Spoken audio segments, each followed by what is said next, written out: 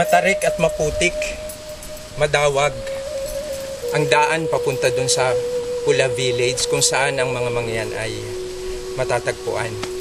At araw-araw, dito dumadaan ang mga batang mangyan patungo sa kanilang eskwelahan.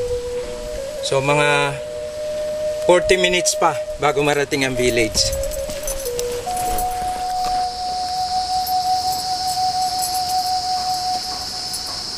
Ito yung pinaka most difficult na daanan kasi madulas at matarik tapos mabato.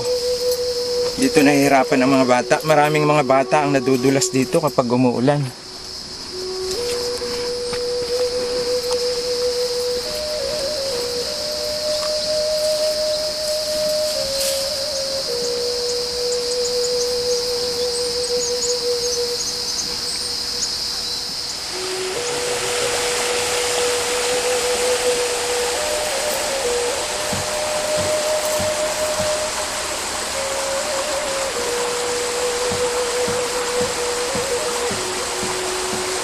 Ito yung ilog ng Papaa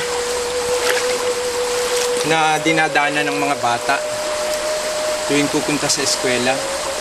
So ito rin yung isang nagpapahirap sa kanila kasi ang ilog na ito ay lumalaki sa panahon ng tag-ulan, tumataas ang tubig at nalalagay sa panganib ang buhay ng mga batang mangyan.